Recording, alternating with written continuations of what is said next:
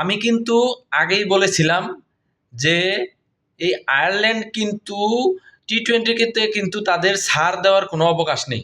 টি-20তে Ireland কিন্তু খুবই দুর্দান্ত খেলে থাকে। আপনারা অনেকেই জানেন আয়ারল্যান্ডের কিছু ভালো ভালো ব্যাটসম্যান আছে। আজকে কিন্তু বাংলাদেশকে পুরা পথে পথে নামাই দিছে। 181 রানের টার্গেট, সেখানে পাওয়ার প্লেতে 4-4টি উইকেট নাই। সামনে ফেব্রুয়ারি মাস থেকে নাকি বিশ্বকাপ খেলা শুরু, আর এটা হচ্ছে আমাদের বাংলাদেশ টিমের একটা প্রস্তুতি। আপনারা দেখতে পাচ্ছেন কোন লেভেলের তারা প্রস্তুতি সারছে। মাত্র 20 রানে 4-4টে উইকেট নেই, পাওয়ার প্লেতে রান হয়েছে মাত্র 20 রান।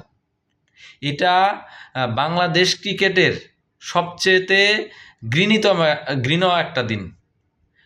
আয়ারল্যান্ডের সাথে এই ধরনের খেলা খেলে আজকের ম্যাচটা মনে যদি জিততে পারে তাহলে একটা ইতিহাস হয়ে যাবে। আমার মনে হয় না এই ম্যাচটা তাদের 2বার করে নামাইতে দিলেও এই ম্যাচটা তারা জিততে পারবে। তাদের ম্যাচের যে কন্ডিশন, তারা বাংলাদেশের যে ক্রিকেটটারে কীভাবে পিছন মারতাছে, তারা বাংলাদেশের ক্রিকেটটারে যে কীভাবে পিছন মারতাছে এটা আপনারা স্বচক্ষেই দেখতেছেন। তাদেরকে 2টা করে ফ্ল্যাট আর 2টা করে গাড়ি দেন, তাইলে তারা ক্রিকেটটাকে আরও আগায় নিয়ে যাইতে পারবে।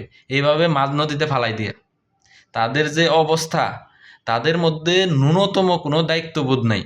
শুধু আমরা যারা ক্রিকেট ফ্যান আছি তারা দিনের পর দিন এভাবে কষ্ট পেয়ে যাচ্ছি। এই দায়ভার কে নিবে? এটা তাদেরকেই নিতে হবে।